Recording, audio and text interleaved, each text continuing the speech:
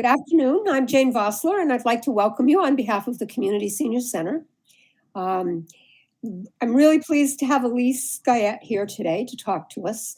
I've known Elise for a long time, and she's an historian, a scholar, an independent consultant. She's retired and working more than she ever worked before. And of course, as you know, she's an author and here to talk to us today about her book. So, Elise, I will turn it over to you. Okay, thank you. I need to turn my camera on. There we go. Okay, now I'm going to share my screen with everybody. I have a little PowerPoint presentation.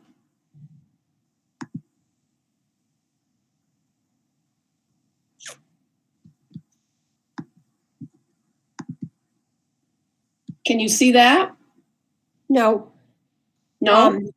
No, did you press present now? Yeah. And then entire screen? Yep. And then press on the small screen? Yep. I did it just the way we did it in practice. And then share. Let me try it again.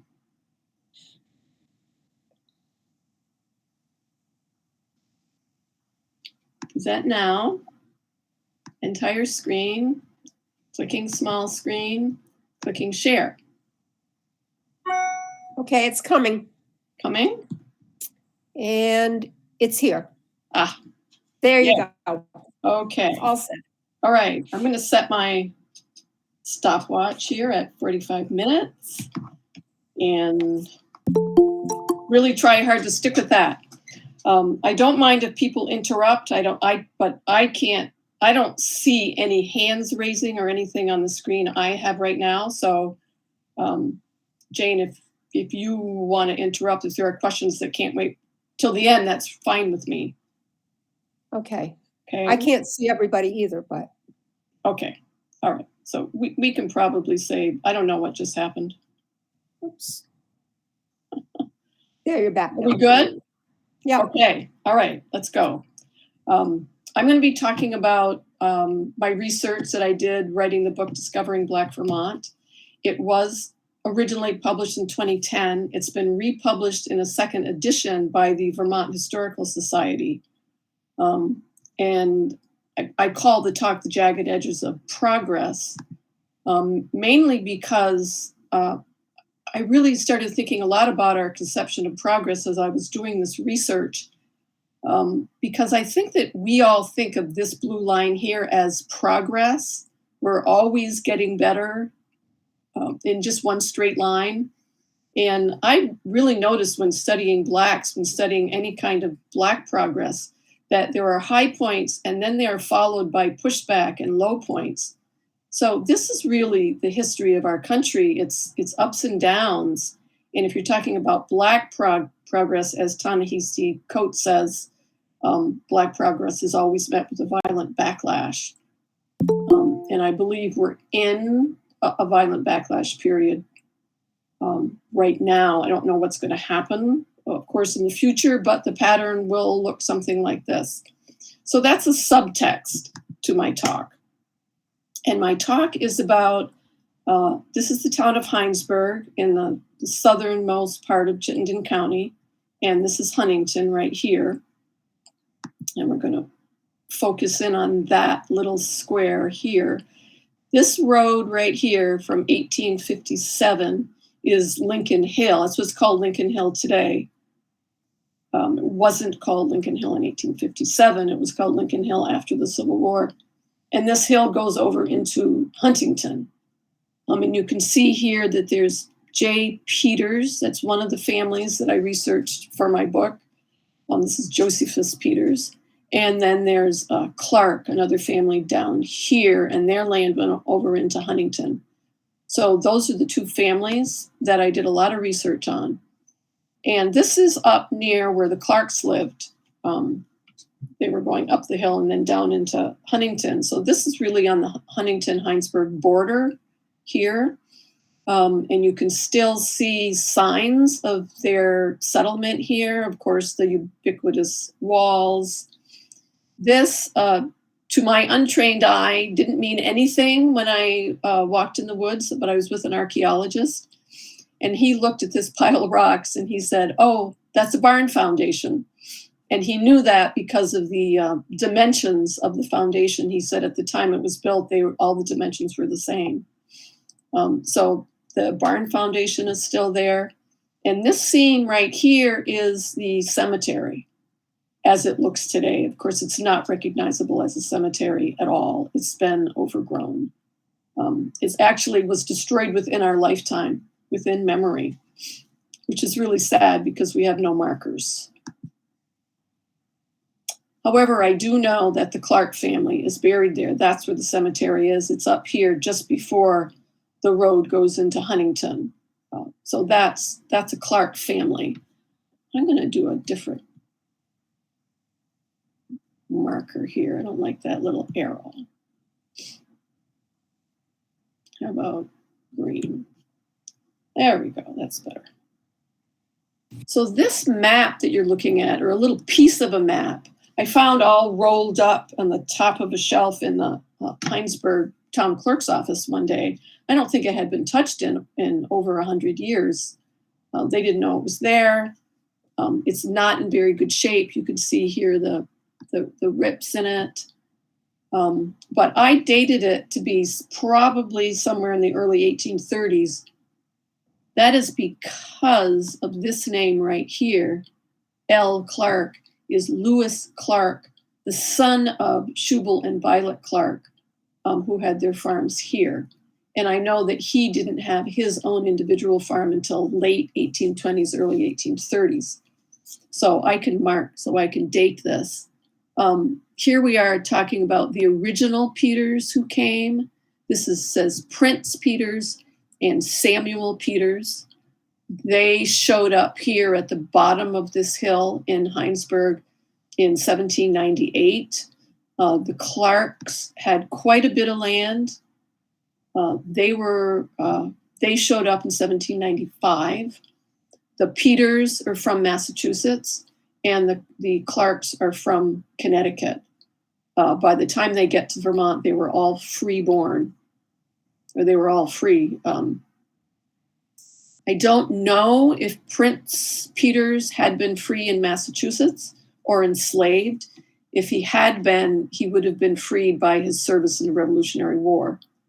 Certainly free by the time he came here. Samuel was free. Violet and Schubel Clark were free by the time they came here. But I do know more about Schubel's background than I know about Prince's background. And I found the information about Schubel, which his name, by the way, means captive of God, in the records in New Milford, Connecticut. The man who bought them by the name of Patridge Satcher wrote in the town offices, it wrote in the town records, which is really amazing, where he says he first had Dinah and Jacob in 1749 from this Captain Jabez Dean. That was not the captain of a ship. He was called captain because he was a captain in the Revolutionary, or a captain in the military.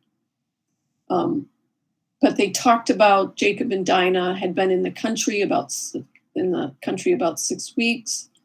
They were children, 11, 10 years old, and they were married when they had them about 3 years. So they married young, even young for the standards of the time. So Jacob and Dinah are Schubel Clark's grandparents.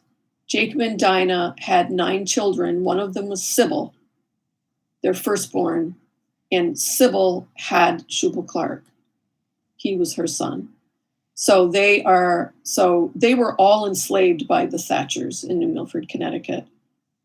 But Schubel was freed when he was young. It was the Revolutionary era. More people were being freed during that era than at any other time in our nation's history, except for during the Civil War and after the Civil War. So it was a time of emancipation, and Schubel was finally emancipated, and the rest of his family. As far as the Peters, as I said, I don't know if he had been enslaved, but I know that he was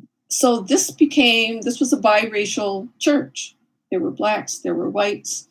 And interestingly, Shubal Clark was often asked to be on committees to go and talk to the wayward parishioners, tried to talk them into mending their ways and coming back to the church. And he would be the only black man up. There were committees of 3, and there'd be 2 white men, and there'd be Shubal Clark. So he actually became a leader in the community.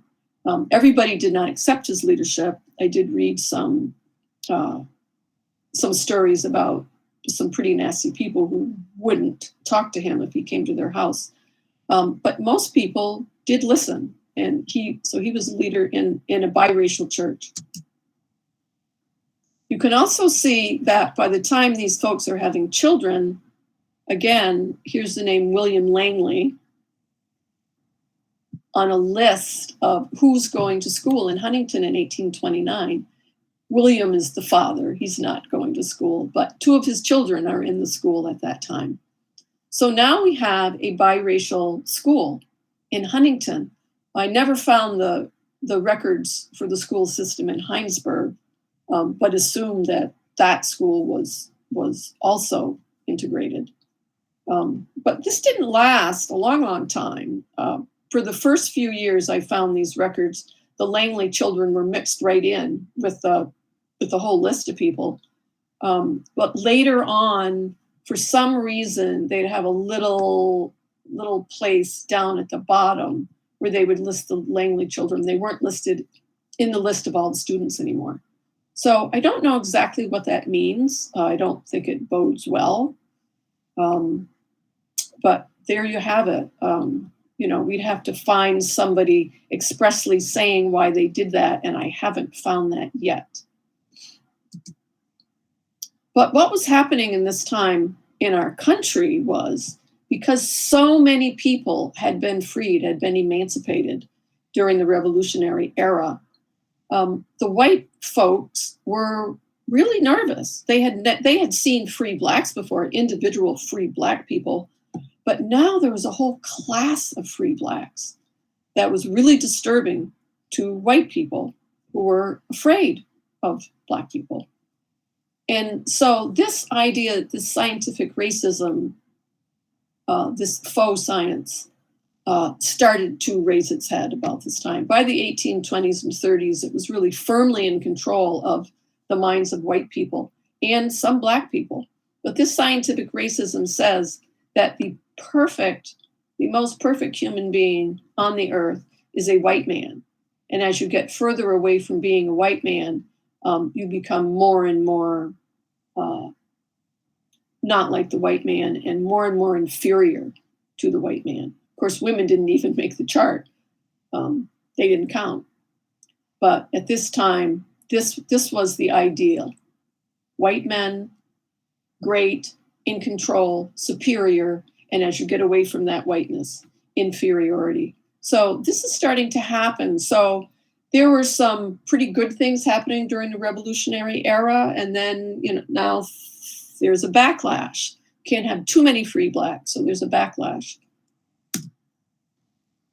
But even during this backlash in Heinsberg, here's Lewis Clark right here in a list in 1837 of all the property owners in Heinsberg in the Baptist church.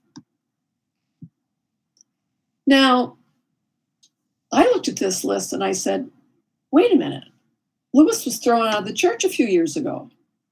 He and his wife Ruth had been members of the church, and they didn't have a committee go and talk to them and try to talk them back into good behavior. They just had somebody go and say, you're out of the church. We're out of the church because you've been lodging together, which we think is against the gospel. Now, I'm not sure what that meant, because they were married, they had children. It may have been because Ruth was white. Maybe they thought that a biracial marriage was against the Bible. I don't know. But in any case, by 1837, when there was a depression, they had asked Lewis and Ruth to come back to the church. And Lewis did come back. He came back almost immediately. It took Ruth 5 years. I think maybe she stayed angry a little bit longer than Lewis had. So it's very interesting that, when you get right down to it, my cynical interpretation of that is, well, the church needed money, so they asked him to come back to the church. But who knows why they decided that they had made a mistake? Because they did go. They said, we made a mistake. We're sorry, and we want you to come back." But it was during a depression, so we have to take that into the interpretation. Lewis is an interesting guy. He was the executor of his father's estate. Schubel died in 1832. Here we see it's still not settled in 1843, so I don't know what Lewis is doing, but I like this document because it shows us that Violet went to court and asked the probate county court to direct Lewis to give her her thirds or her dower. So this is a strong woman. She knows what's coming to her and she knows how to get it. And so here's the list of what Lewis was ordered to give to her. There's some little interesting things in here, 100 sap tubs. So they had a sugar bush up there. They were doing a lot of tapping, farm machinery, of course. A clock in a case is really interesting. That was taxable. Not very many people had that. So we're starting to get the idea that they're being really successful on the upper side of Lincoln Hill. And one reason that they were so successful is there was 4 hours more of sunlight up there than there was at the bottom where the Peters were living. So their farm was very successful. Violet had a loom and 3 wheels, so they're doing a lot of spinning and sewing up there. And this is just a little interesting aside that she had a half-cooked stove. When I first started seeing these fractions, I had no idea what they meant. But what they mean is that she's sharing it with somebody. And I know that after her husband died, she's living with her son, Charles, who's a shoemaker. So she's sharing it with him. This is the Langley house up on Lincoln Hill. This is where William Langley and Elmira Clark lived after they were married in mid to late 1820s. And so this is another interesting story about William taking some white people to court and winning. He had at one point, while John Norton was still alive, William Langley entered into a deal with him where he was going to borrow a number of John Norton's animals to bring onto his property. And it's interesting that this was called customary amongst farmers, this deal. They would bring the other farmers' animals over onto their land in order to fertilize it. They needed the fertilizer. And their deal was for 10 years, William could keep these animals. And at the end of 10 years, he needed to return the same number of animals. So that means that any animals born during that time stayed with William Langley. I think this is just amazing for me to find this out, before the big farms started growing and competing with each other, becoming more competitive. People were actually neighborly to each other. But so 10 years later, when William went to return the animals, and he also had to give some wool, I believe, John Norton had died, and Amanda said, "No, that was a mortgage, and if you can't pay me, I'm going to take your land." So she really attempted to defraud him, and she had to admit it a little bit later in court. And again, William Langley won. He won in court against a white woman and her white administrators, which is quite amazing, I think. And let's take a little closer look at this house. I went by this house so many times. I never expected to find any buildings standing from this time period that I was researching. And one day it just suddenly hit me as I was walking by this house that if you take off the porch and if you take off the additions on the side, what you have here is a nice little cape with an off-centered chimney, which matches exactly the years that Elmira Langley and William Langley were living on the hill. And the land records always say it was near the cemetery, and the cemetery is this way right next door to their house. That's where the cemetery is. So this is actually the house that the Langleys were living in. The Clark house is no longer standing, and the Peters is not either. But here we have a second generation. And this house has been documented to have been on the Underground Railroad. One letter that one of their sons, who was Loudon Langley, who did a lot of writing, he wrote at one time about having a ex-slave from Cuba who came there. So people came from a long ways to escape slavery. But as I said, this is the cemetery at the top of the hill. I didn't find the graves of any of the people that I have mentioned so far. These shards here, they are pretty nice. One man says he believes that it was Shubal Clark had a really big monument, and maybe this was it. But most of the markers were field stones. And we are trying to clean it up and maybe get in some underground radar and try to find out exactly where the slaves are, where the Clarks are buried on that plot. And I should be able to make a list of a lot of the people who are buried there, not everybody. We're thinking about maybe cleaning it up, putting a monument there with all the names. Would be nice if we could do that. The only grave from any of these early folks I found was Charlotte Peters. And she married Josephus Peters, who was Prince Peter's son. And here's her grave, and it's right near a farm where her sons used to work. And also her husband worked there sometimes, because their farming endeavor at the bottom of the hill wasn't as successful as the Clark one. Mainly because of those 4 hours of sunlight that they don't have compared to the Clarks at the top. So maybe the man that they worked for allowed them to bury her in the cemetery. I don't know.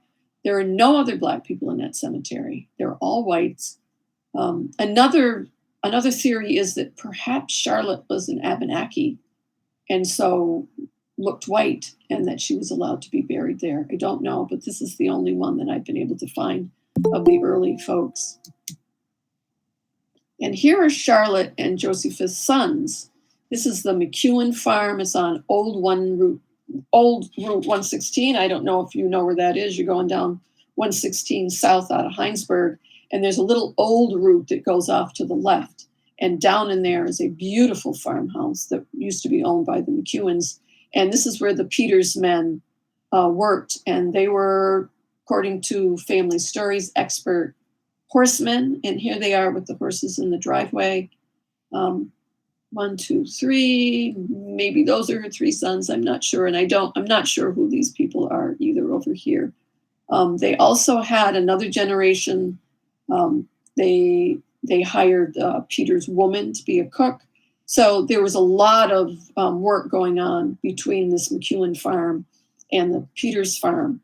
And on the wall in this house today, there is this picture, and on the back of the picture is a letter that was written by somebody related to old Mr. McEwen. And the letter said that he had the 3 Peters men come to the property and dig his grave before he died. So it would be all ready, and that when he died, they were to come and put him in the grave and cover him up. And the letter said that they did do that, and they were supposed to get paid, but they weren't sure how much they got paid or if they ever did get paid.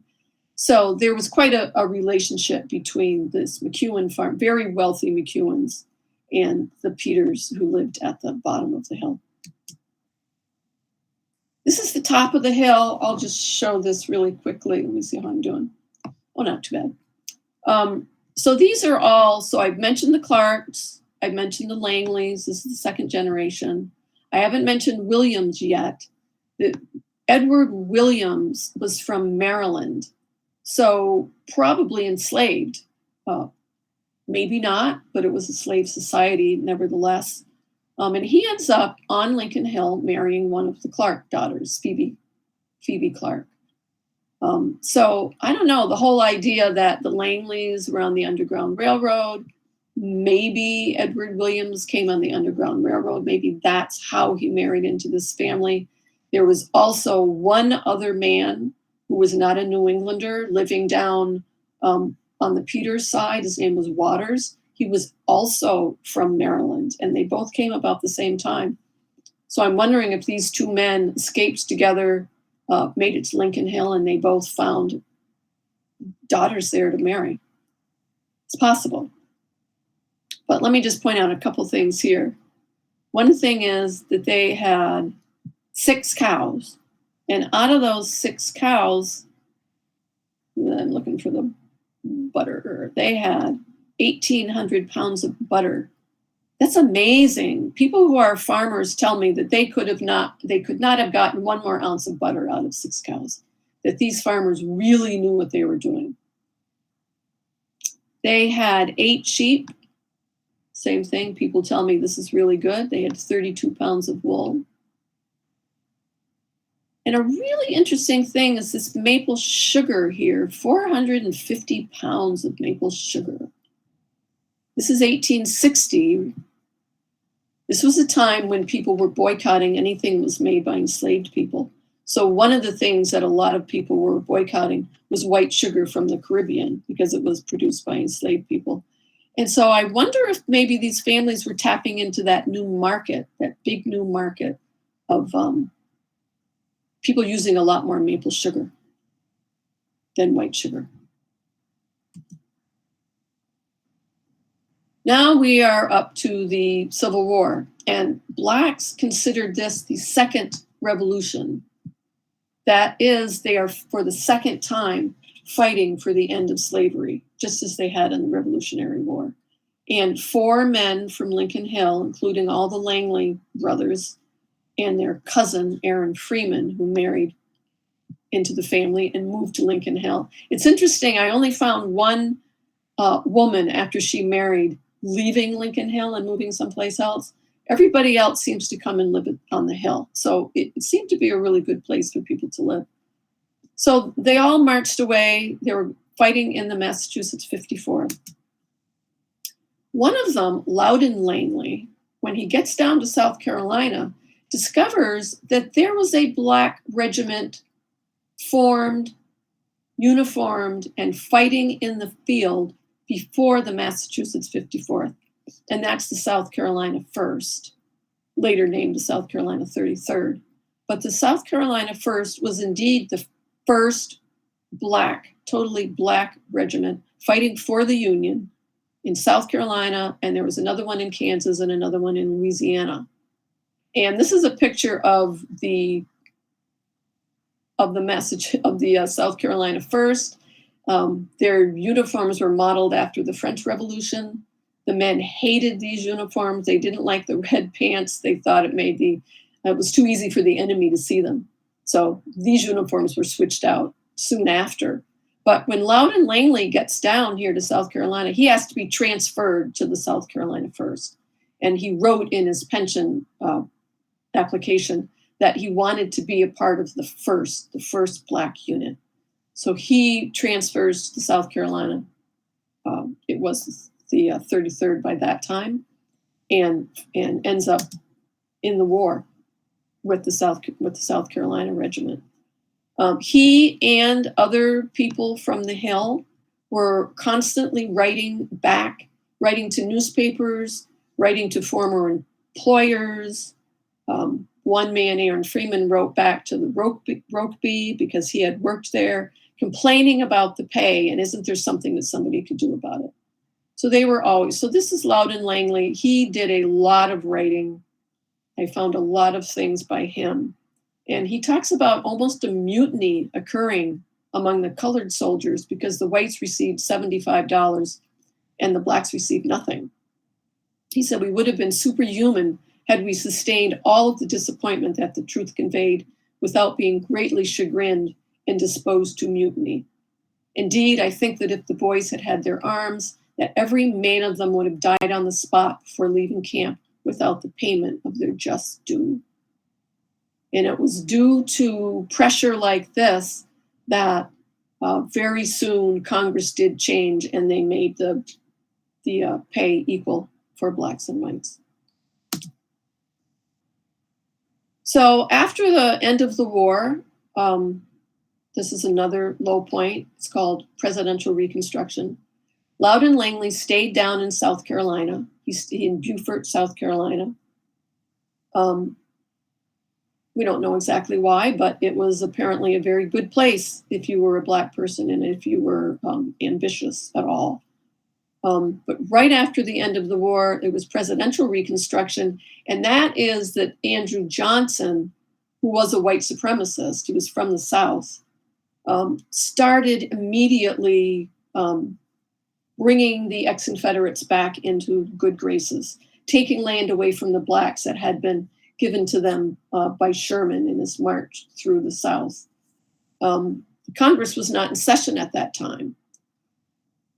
Soon as Congress got back into session, then it's called Congressional Reconstruction. And what happened was Congress directed all the Southern states to rewrite their constitutions in order to be accepted back into the United States. And they had to rewrite them so that blacks and whites were equal and that black men had the right to vote, that sort of thing. So here, this is a list of some people who went to the Constitutional Convention. This is the District of Beaufort, South Carolina. And here we have L.S. Langley is one of the representatives from Beaufort, South Carolina to the Constitutional Convention. He did a lot of talking at the convention. This is from the minutes of the convention. I just added this because I know it's a pain to read these things. So I'll just talk to you a little bit about it. He is talking about a reporter from a newspaper called the Mercury burlesquing the convention, really making fun of the black people in the convention is what he's talking about. And he says, he says, I don't care about burlesque myself, but I do believe that paper to be utterly incapable of a respectable or gentlemanly course. Applause, people are applauding, maybe cheering. So what he's asking is for them to be excluded unless they act like gentlemen. So I thought that was another nice little piece showing us something about what's going on in the South after the Civil War is over. So they raised taxes, right? They had to raise taxes. They had to repair bridges, roads, railroad tracks. They had to feed people. They had to pay people to do this work. Whereas before the war, they would just send off enslaved people to do it for nothing. So they raised taxes. This really raised the hackles of ex-Confederates. And this is really interesting. I was down there looking through, I wanted to see if the Langleys owned any land down there. Look, all this is Langley, ditto, ditto, ditto, ditto, ditto. The whole page after page is Langley and ditto. And he's selling land. He's the grantor and he's selling it to all these people over here. So what I discovered was that he was a county auditor. He became the auditor after the war. And as the auditor, he took land away from people who could not pay their taxes. And that was the ex-Confederates. So he was taking land away from mainly the ex-Confederates, the Southerners down there who couldn't pay their taxes on their land, and selling it to other people. He also became a school commissioner. He became the superintendent of education down in South Carolina. The first superintendent of any color, because there were no public schools before that. The county, he became an election official, and all of this made him a target. And he was arrested for tampering with the ballot. He didn't. He was imprisoned. He was pardoned by President Grant. So he was quite a powerful person in Reconstruction politics. He was one of the founding fathers of radical republicanism down in South Carolina. But in 1877, local control comes back. Oh, good. I was just looking at the time, and not too bad. Local control comes back. This is 1877. Hayes becomes the president in order to keep the presidency against a promised insurrection by Southerners. Might sound familiar. What he did was promise that he would return the South to local control, which he did. And as soon as the South was returned to local control, that was the end. Black codes, lynchings, black men were not allowed to vote anymore. And Loudon Langley soon died. He was 41. This is his grave right here at the National Cemetery in Beaufort, South Carolina. This is a close-up. He was a Sergeant Major L.S. Langley. LS stands for Loudon Schubel Langley. Schubel was his grandfather. USCT, United States Colored Troops. So he's there. His wife and all of his children stayed down in Beaufort, South Carolina for quite a long time. Some of them, so here's another low point. So the end of Reconstruction, and then the Great Migration begins. There's a horrible movie put out, Birth of a Nation. Woodrow Wilson watches it in the White House and says it's wonderful. And in this movie, the Ku Klux Klan was the hero. They were the heroes, and this caused renewed violence against Black people. And many people became refugees in their own country and moved. And this is Loudon Langley and Jane Langley's daughter, Ida. She moved to Ohio. She married Harry Proctor. Whoops. Oh, I have only one more to show. What's happening? Look at that. Oh, I have this one more slide I want you to see. So happy. It's a happy slide. Okay, I'm going to have to go back and do this again just to show you that slide.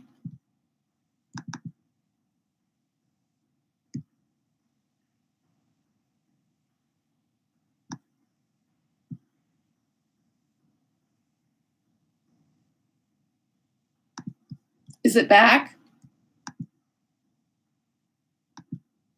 Yes, we're seeing your first slide with the book. Okay, yep. I'm going to go back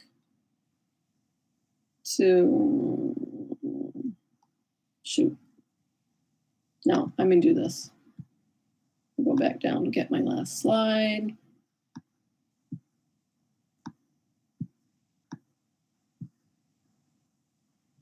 Where are you?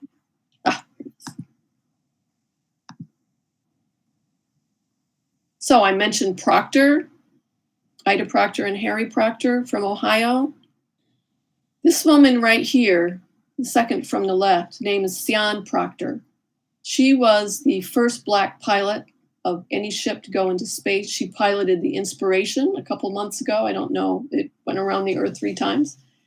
I don't know how many people paid attention to that, but she is a direct descendant of Violet and Schubel Clark through the Langleys, and then Ida Langley going out to Ohio and marrying Proctor out there. So these families are still here. They're still with us, and they're amazing people.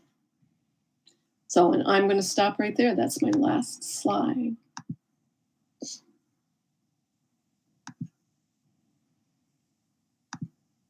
So if anybody has any questions, I'd be very happy to answer them or discuss anything that you want to discuss.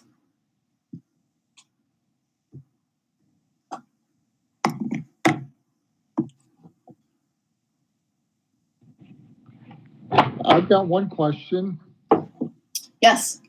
We live up on Lincoln Hill, the other side from the Clark house, a little ways up, more toward Heinsberg.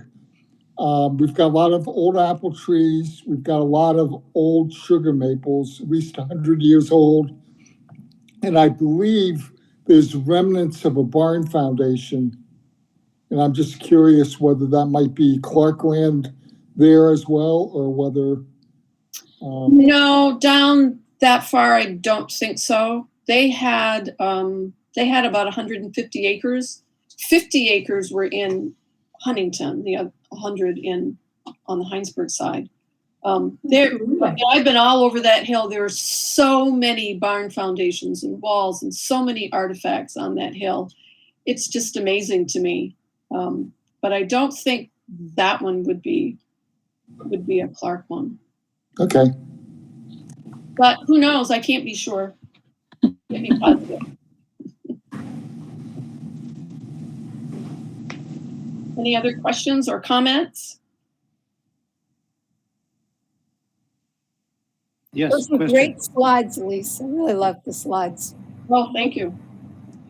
I had a question. How many blacks were living up there at any given time? Well, there were three houses at the bottom, 4 houses at the top, at least 4 houses. You know, it's interesting. I should have this number right on the tip of my tongue, right? I haven't really counted them all, so they got, there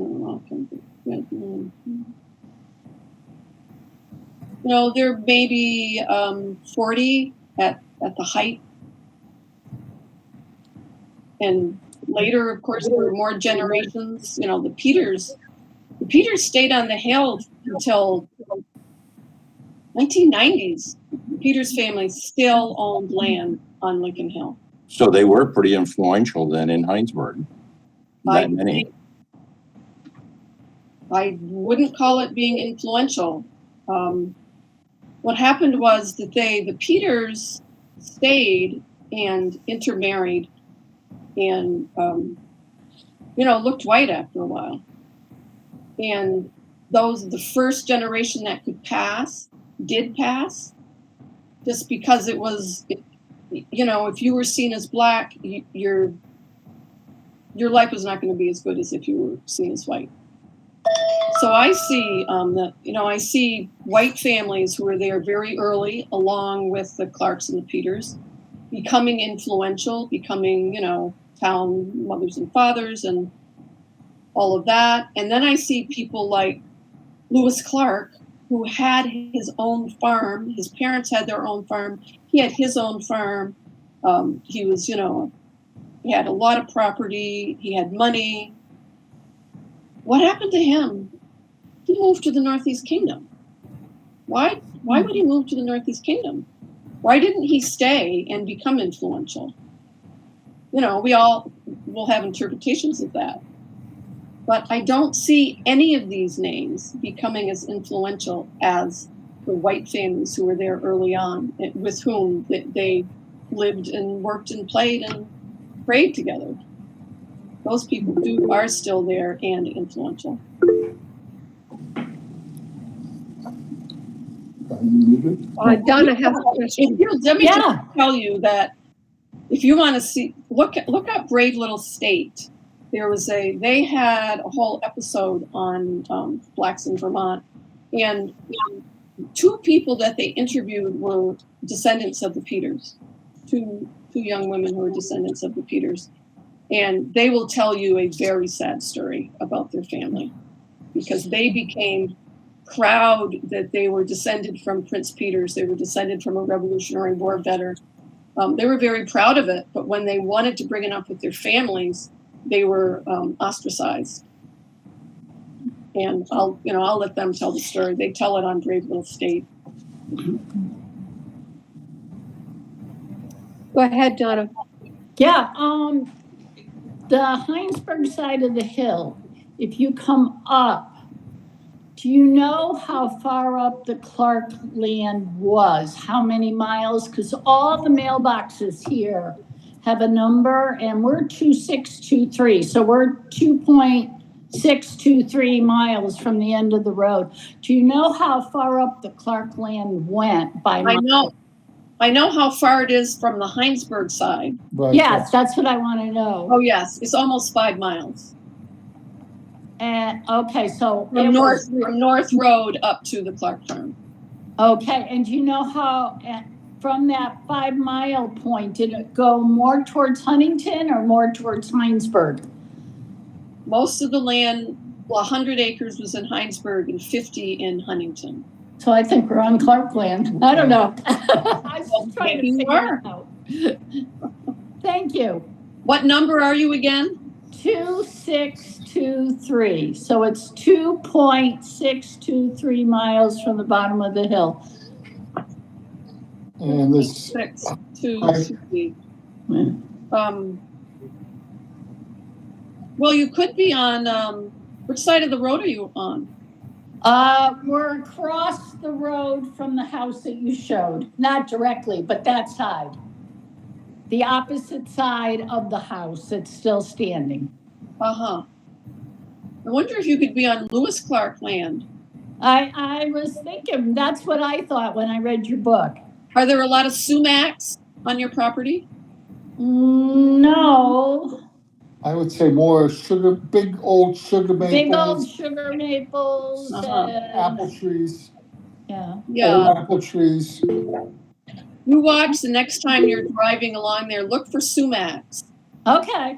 Because right behind the sumacs, sumacs are a sign that there may have been a fire, which is the reason I was digging around in there once. I was there with the geographer and I said, we should go in here. Maybe there's something here. And she found the doorway to a very big house. She said, this is the biggest cellar hole I've ever seen. And that's there. And they had at least 50 acres, if not 100. But I think it was probably 50 acres. So if you find the sumacs, then you figure out where 50 acres is. Yeah. Maybe you're on Lewis and Ruth's property. Okay, thank you. Yeah. Now, Pauline has a question. Hi, Pauline. Pauline must be muted. Oh, Pauline, you're muted.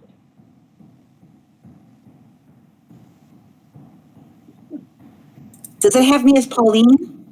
Yes. Oh, I'm not. I'm Evergreen. Pauline is my daughter-in-law. And for some reason, something to do with my computer. Yes, I'm sorry.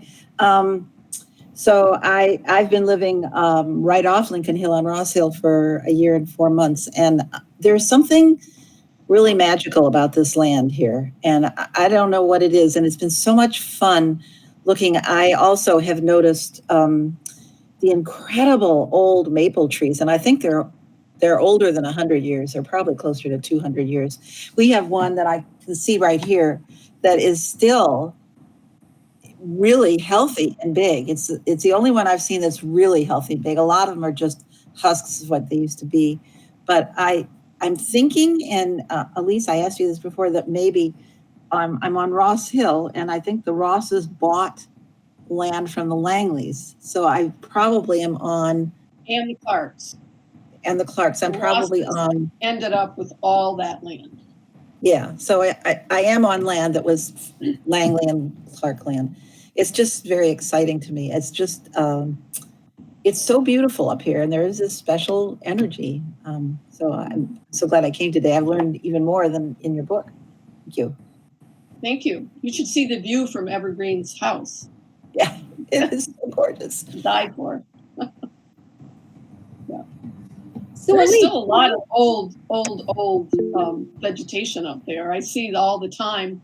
Like the Lewis Clark, there's a lot of old apple trees there. Apples, yeah, tons of apples. You look at the agricultural census, and everybody had orchards. They had a lot of orchards. A lot of them were. You can see them. Yeah, you see them still. You can still see them in the woods. So Elise, you said that you added more material to your book. How did you find this additional material? Did you just keep on researching even though the book had come out? Oh yeah, that's a disease that historians have. You just abandon your research for a while, publish, and then you go back to research again. So yeah, I've still been doing a lot of research on these folks. Well, the one thing that I added was about Schubal's background, because the first book didn't have that. I did not know anything about his life in Connecticut. I only knew he had come from Connecticut because it said so in the Moncton records, which is where they first bought land in Moncton. So I couldn't find him in any census. He wasn't anywhere. But then after the book was published, a number of Clark descendants found me. That was really exciting. And a man from Pennsylvania, whose wife is descended from the Clarks, direct descendant, had a letter from one of her ancestors talking about the whole ancestry of the Clark family, going back to Dinah and Jacob. So that was amazing to find out. And then I could go to New Milford and I could do the research and found out a lot more about him. So that's some of the new stuff that's in there that wasn't in the first one. No, thanks. Betsy has a question. Yeah, I was just wondering, so thank you so much. It's been a wonderful presentation. And I'm just wondering about the second edition of your book and if it's available at local bookstores. I have no idea about local bookstores.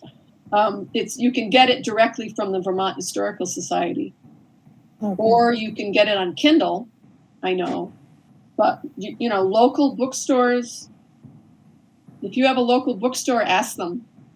Okay. Ask them to get some. Okay. Yeah. Thank you.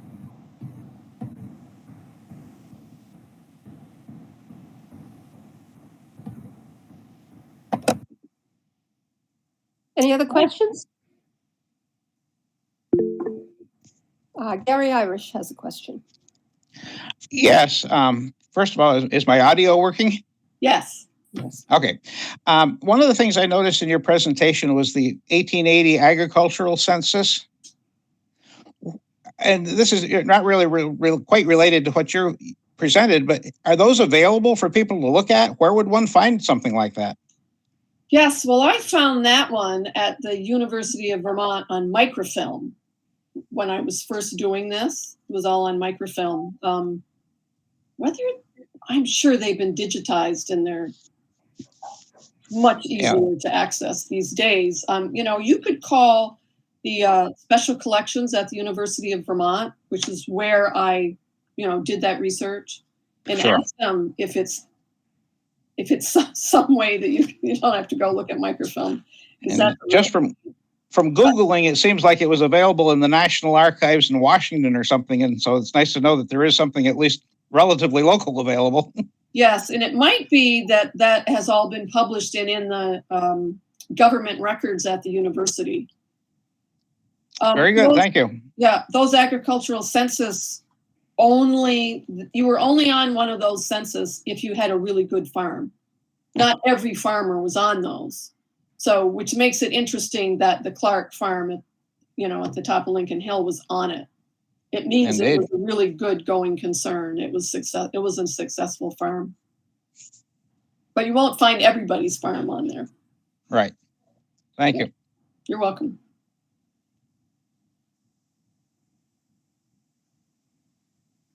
Hey, we're even 2 minutes early, I think, right? Yep.